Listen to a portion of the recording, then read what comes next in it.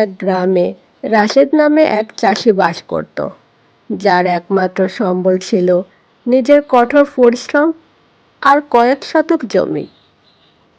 প্রতি বছর বর্ষায় নদী উপচে যখন মাঠ প্লাবিত হতো, সবাই যখন ক্ষত বিক্ষত চিন্তায় ব্যাকুল হয়ে উঠত,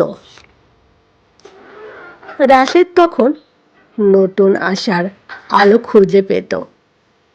সে জানত নদীর এই পলিমাটি তার জমিতে নতুন সোনা ফলাবে।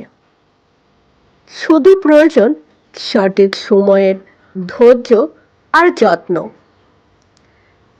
তাই ঝড় বৃষ্টি থেমে গেলে অন্য কৃষকরা যখন ফসল হারানোর ভয়ে হা হুতাশ করত, রাশেদ তখন মন দিয়ে নিজের জমি প্রস্তুত করতে শুরু করত।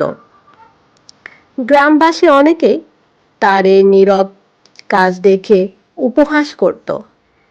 কেউ কেউ বলতো, বৃথা চেষ্টা করে কোনো লাভ হবে না।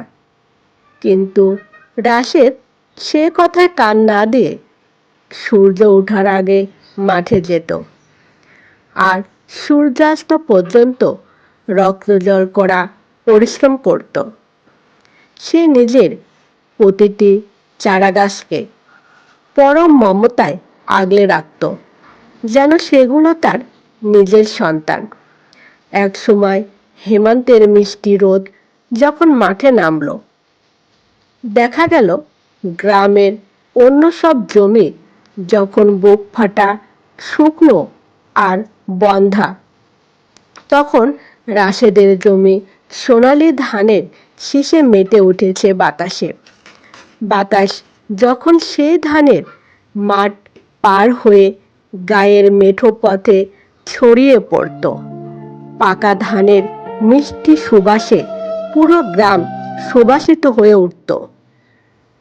যারা একদিন তাকে দেখে হেসেছিল, তারা এসে রাশেদের মেধা আর অবিচল নিষ্ঠার প্রশংসা করতে লাগলো।